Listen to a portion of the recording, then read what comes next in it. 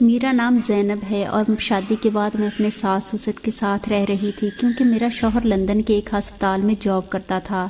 میری شادی کو 13 سال کا عرصہ گزر گیا تھا۔ میری ایک بیٹی مریم بھی تھی جس کی عمر 12 سال تھی۔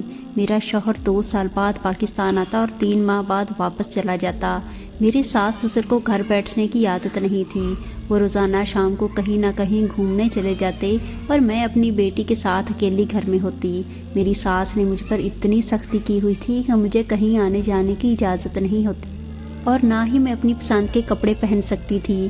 میں اب بہت تنگ آ چکی تھی۔ میں روز شوہر سے جھگڑا کرتی کہ وہ مجھے اپنے ساتھ لے کر جائے۔ میں یہاں قیدیوں کی طرح نہیں رہ سکتی اور نہ ہی اس کی ماں کو روٹیاں بنا بنا کر کھلا سکتی ہوں۔ میں کسی دن زہر کھا کر اپنی جان لے لوں گی۔ میرا شوہر فون پر ہی مجھے 100 باتیں سناتا اور کہتا میں تجھے طلاق بھیج دوں گا مگر اپنے ساتھ نہیں لے کر جاؤں گا۔ اگر تمہیں میرے ساتھ رہنا ہے تو ساری زندگی میرے ماں باپ کی خدمت کرنی ہوگی ورنہ میں جب چاہوں تب تمہیں طلاق بھیج دوں گا۔ میں رو دھو کر چپ ہو جاتی اور اپنی بیٹی سے اپنا دل بہلاتی رہتی۔ مگر ایک دن اچانک پتہ نہیں کیا ہوا کہ میرا شوہر پاکستان آیا اور مجھے کہنے لگا کہ میں تمہیں اور مریم کو اپنے ہماری بیٹی کی وجہ سے ہماری زندگی بدل جائے گی۔ ہم کچھ دنوں میں ہی کروڑوں میں کھیلیں گے۔ وہ بہت زیادہ خوش نظر آ رہا تھا اور پریشان بھی تھا۔ مجھے کچھ سمجھ نہیں آ رہا تھا کہ یہ کیا چکر ہے۔ اس شخص نے تو قسم اٹھائی ہوئی تھی کہ وہ مجھے طلاق دے دے گا مگر کبھی بھی اپنے ساتھ نہیں لے کر جائے گا۔ پھر آج اسے کیا ہو گیا تھا؟ اب اسے اپنے ماں باپ کی بھی کوئی فکر نہیں تھی۔ خیر 1 ماہ میں ہی میرے شوہر نے ہم ماں بیٹی کے کاغذ تیار کروائے اور ہم تینوں لندن آ گئے۔ میرے شوہر نے یہاں پر ایک فلیٹ کرائے پر لے لیا ہوا تھا۔ ہم لوگوں نے وہاں پر اپنا سامان لگا لیا۔ میری بیٹی بھی بہت خوش تھی۔ پہلے دن ہم لوگوں نے سامان وغیرہ سیٹ کر لیا۔ تب میرے شوہر نے مجھے کہا کہ میں کسی کام سے باہر جا رہا ہوں، تم مریم کی حفاظت کرنا، ایسا نہ ہو کہ کچھ غلط ہو جائے اور تم یہاں پر بیٹھی رہو۔ میرے شوہر عجیب غریب باتیں کر رہے تھے۔ مجھے ان باتوں سے خوف محسوس ہونے لگا۔ حادثے سے پہلے حادثے کا ذکر کرنا بہت برا سمجھا جاتا ہے اور میں بھی ایسے ہی مانتی ہوں کہ حادثے کے بارے میں زیادہ بات چیت نہیں کرنی چاہیے۔ خیر رات کے 8 بجے تھے جب نعمان گھر آئے اور میں نے دیکھا ان کے پاس کھانے پینے کی چیزیں بھی تھیں اور ایک ایسی پوٹلی تھی جو انہوں نے خفیہ طور پر جا کر اندر کمرے میں رکھ دی۔ مجھے اس پوٹلی سے کوئی غرض نہیں تھی لیکن انہوں نے کبھی مجھ سے کوئی بات نہیں چھپائی۔ آج یہ پوٹلی گھر میں چھپا کیوں رہے تھے؟ میں نے دیکھا اس میں چھوٹی چھوٹی بوتلیں تھیں۔ میں بھی سمجھ گئی تھی لیکن مجھے اس کی اندر کی چیز کا پتہ نہیں تھا کہ وہ کیا چیز ہے۔ خیر میں نے ان کو کچھ بھی دکھانے کے لیے ضد یا اصرار نہیں کیا۔ پھر میں واپس اپنے کمرے میں آ گئی۔ مریم سو گئی تھی۔ پھر میرے شوہر نے مجھ سے ایک عجیب بات کی۔ کہنے لگے کہ مجھے مریم کی صحت ٹھیک نہیں لگتی، ہمیں اس کا علاج کروانا ہوگا۔ میں ہکا بکا ہو کر انہیں دیکھنے لگی۔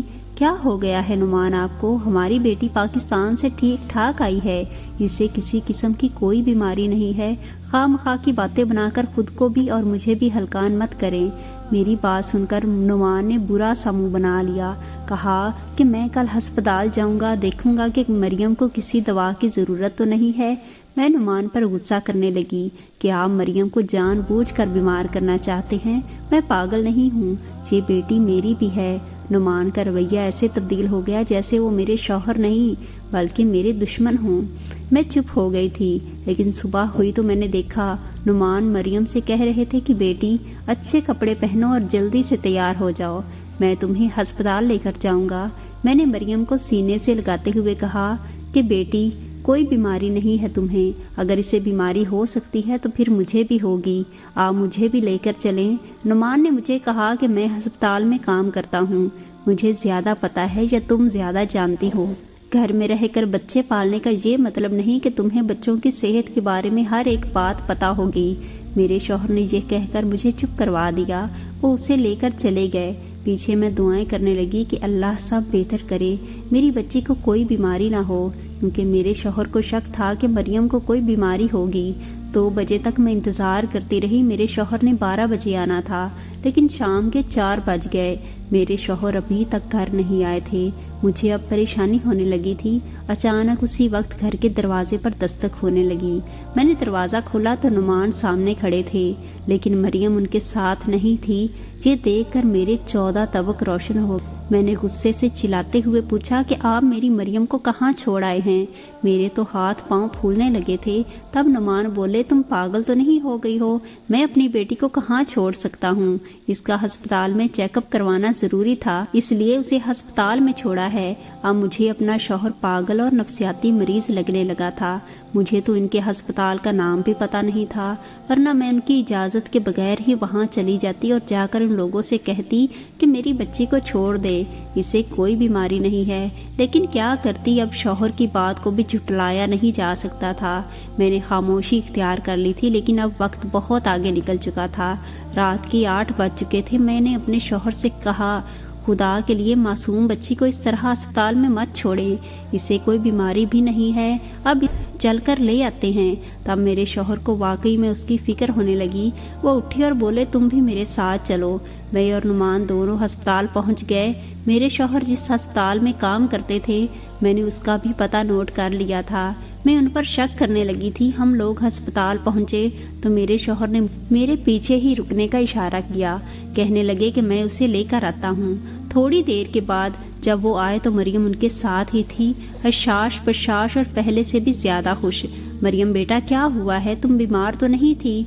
मैंने उसे सीने से लगाते हुए कहा। वो मेरे गले में बाहें डाली बोली, अम्मा मैं बिल्कुल ठीक हूँ, मुझे तो कुछ भी नहीं हुआ है, मैं तो अभी सोकर उठी हूँ। मरियम की बात सुनकर मेरे जहन को धचका सा लगा था। बेटा तुम कब से सो रही हो? मैंने पूछा तो उसने बताया कि जब से अब्बा उसे छोड़कर गए थे तब से वो सो रही थी। मैंने अपने शौहर को मशकूक नज़रों से देखा तो उसने नज़रें झुका ली थीं। बेटा तुम्हें कोई तकलीफ या मसला तो नहीं है? मैंने पूछा तो बेटी ने नफ़ी में सर हिला। मैं और मेरा शौहर मरियम को लेकर घर आ गए। अगली सुबह फिर शौहर ने जिद करना शुरू कर दी थी, चलो आज तुम भी मेरे साथ ही चलो, मरियम को वैक्सीन लगवानी है। मैंने आने वाली बीमारियों के बारे में बहुत ज़्यादा खौफज़दा रहता हूँ।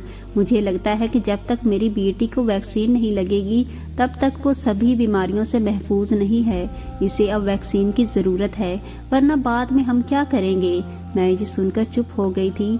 मैं और मेरे शौहर अस्पताल पहुँचे।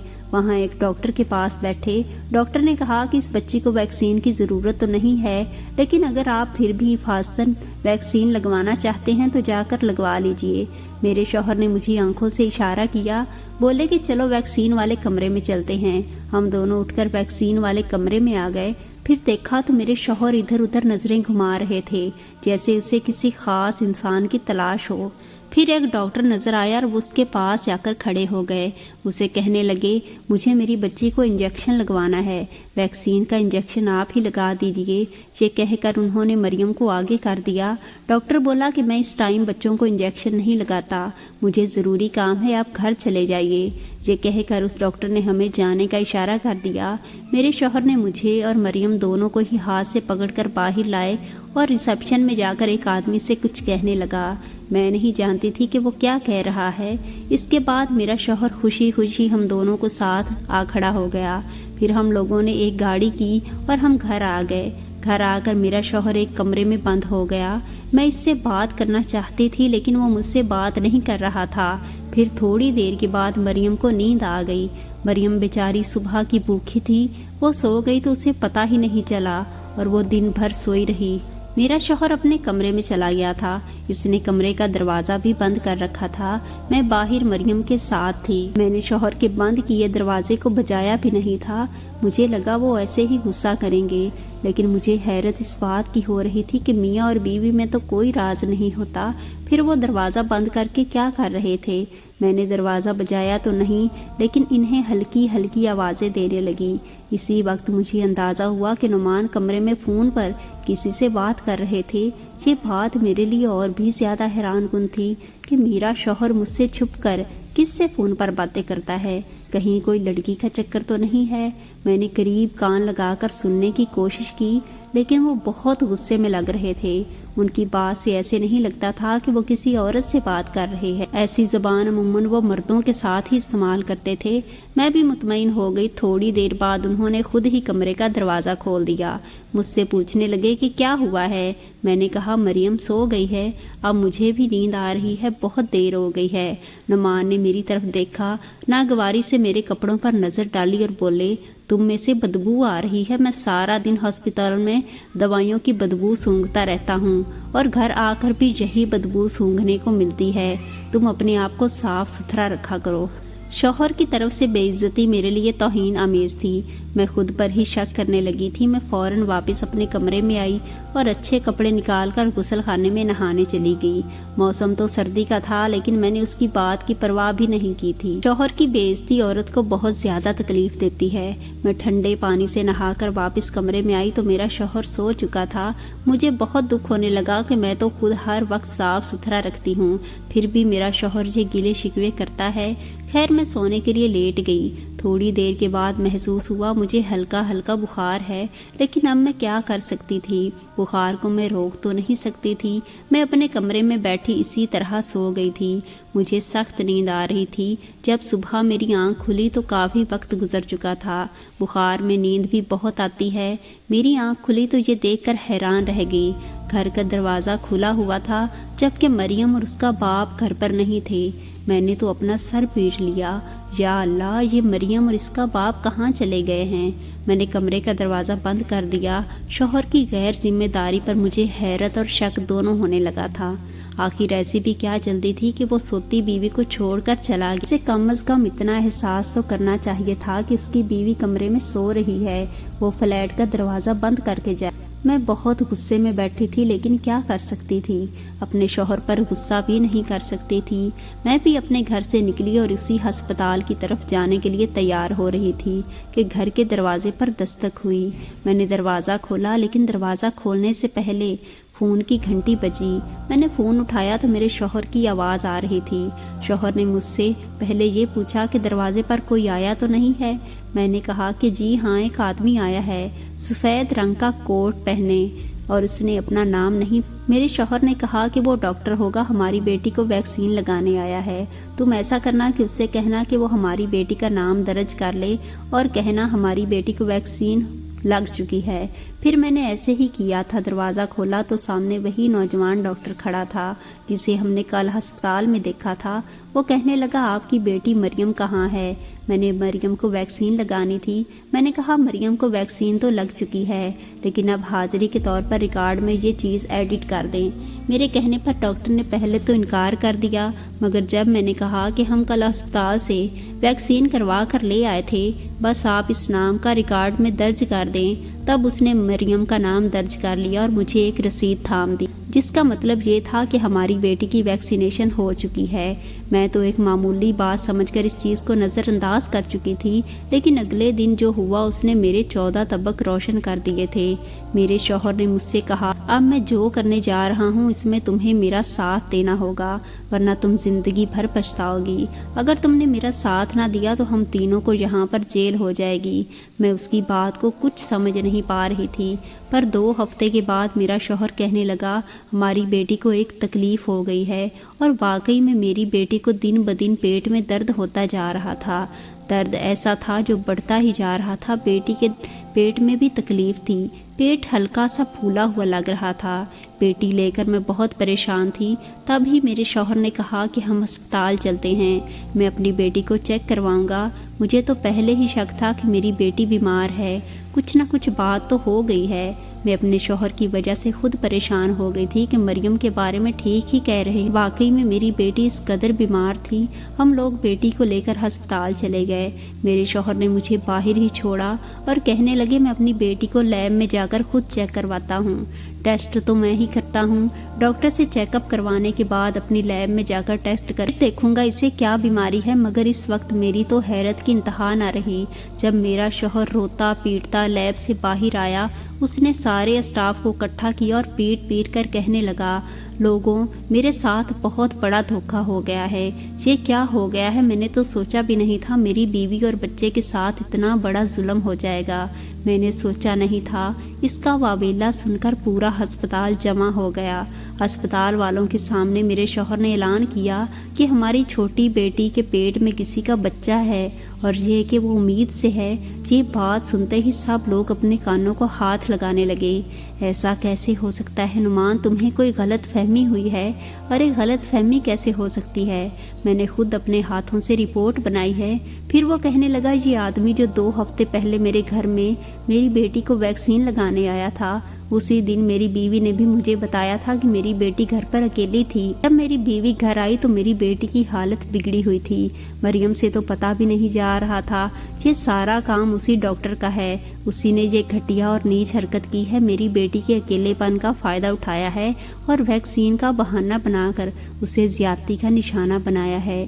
खुदा के लिए मुझ पर यकीन करो और उस डॉक्टर को धक्के मार कर इस अस्पताल से निकाल दो, बल्कि उसे पुलिस के हवाले कर दो। मेरे शौहर का वावेला सुनकर सब लोग उसी डॉक्टर के ऑफिस की तरफ चले गए। वो डॉक्टर अपने दफ्तर में बैठा काम कर रहा था। उसे जब ये बात पता चली तो वो बहुत हैरान था। सबसे पहले इस डॉक्टर से पूछा गया कि क्या तुम वैक्सीन लगाने इन लोगों के घर गए थे? उसने कहा कि हाँ, मैं उनके घर गया था। ये मेरी ड्यूटी थी, मगर इनकी बेटी घर पर नहीं थी। मेरा शौहर चिल्लाने लगा कि अब ये डॉक्टर झूठ बोल रहा है। इस बात पर अस्पताल की इंतज़ामिया और ज़्यादा शक में पड़ गई कि ऐसा कैसे हो सकता है कि एक सीनियर डॉक्टर को एक आम से मुलाजिम के घर जाकर उसकी बेटी को वैक्सीन लगाना पड़े।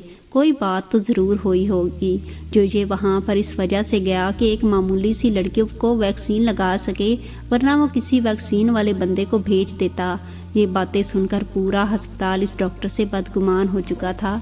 सब लोगों को यकीन नहीं आ रहा था कि वो इतना गिर भी सकता है। सब लोग मेरे शौहर की बात पर यकीन कर रहे थे।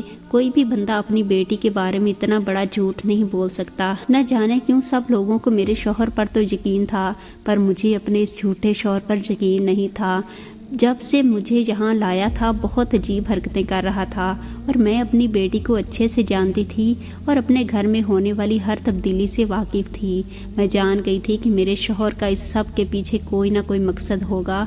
इसने मुझे पहले दिन ही कहा था कि हम कहीं किसी मकसद के लिए यहाँ आए हैं और बहुत जल्द अमीर भी हो जाएंगे। मैं अपने शौहर का साथ देने की बजाय उल्टा इसके खिलाफ उठ खड़ी हुई। मैंने हक और सच का साथ दिया, सबको बताया कि ये सारी बातें झूठ हैं। मेरे शौहर ने डॉक्टर के दस्तखत और इसके अंगूठे का निशान लेने के लिए मुझे कहा था ताकि वैक्सीन का रिकॉर्ड आ जाए।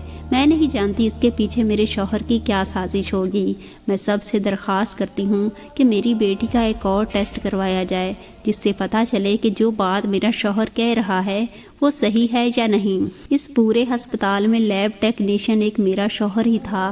बाकी लोगों को तो इससे ने काबू में कर रखा था। जब सब लोगों ने ये सुना कि उसकी बीवी ही उसके खिलाफ है तो सब लोगों को मेरे शौहर पर शक हो गया था। मैं उन बीवियों में से नहीं थी जो अपने शौहर की गलत बात पर इसका साथ देती हैं। मैंने नुमान की गलती पर पर्दा नहीं डाला था, बल्कि सब के सामने इसका पर्दाफाश कर दिया। जब दोबारा रिपोर्ट आई तो मेरा शौहर झूठा हो गया और वो डॉक्टर बेकसूर था। जब मेरे शौहर को पुलिस के हवाले किया गया तो उसने सारी बात बताई कि उसे पहले दिन से ही इस डॉक्टर से हसद हो गया था। वो इसे इस अस्पताल से निकलवाना चाहता था, इसलिए वो मुझे और मरियम को यहाँ लाया था। मेरे घटिया शौहर ने मेरी मासूम बेटी का इस्तेमाल पहले उसे अस्पताल ले जाकर गलत इंजेक्शन लगवाता रहा ताकि वो इसका इल्ज़ाम इसी डॉक्टर पर डाल सके। जब वो डॉक्टर उसके हाथ ना आया तो मेरे शौहर ने ये तरकीब सोच ली थी। अब मेरा शौहर हाथ जोड़कर सबसे माफ़ियाँ मांगने लगा, लेकिन मैंने ऐसा कोई काम नहीं किया जिससे मेरे शौहर को बुराई करने का मज़ीद मौका मिले। मेरे शौहर को 2-3 साल की जेल भी हो गई थी। इसे अस्पताल की नौकरी से हाथ धोना पड़ा था। मेरे शौहर ने गुस्से में मुझे तलाक दे दी थी, मगर मुझे कोई परवाह नहीं थी। वो तो पहले ही दिन से मेरे खिलाफ था, बस अपने काम के लिए हमें यहाँ लाया था। किसी दिन वो हम दोनों माँ बेटी की जान ले लेता। उसने इस डॉक्टर से बदला लेने के लिए इतना बड़ा जाल बिछाया था, लेकिन मैंने ये सब कुछ सच नहीं होने दिया था। मैं तलाक लेकर अपनी बेटी के साथ वापस पाकिस्तान आ गई और वो वहीं जेल में सज़ा काट रहा है। आखिर मैं बस इतना कहूँगी कि इज़्ज़त और ज़िल्लत मेरे अल्लाह के हाथ में है। وہ جسے چاہے عزت عطا کرے اور جسے چاہے ذلت۔ انسان کو ہر حال میں اپنے اللہ کا شکر گزار ہونا چاہیے، حسد کرنے سے کچھ بھی حاصل نہیں ہوتا۔ پیارے دوستو، اگر آج کی یہ موٹیویشنل سی کہانی آپ کو اچھی لگی ہے تو چینل کو ضرور سبسکرائب کریں۔ ملتے ہیں کل ایک نئی سٹوری کے ساتھ۔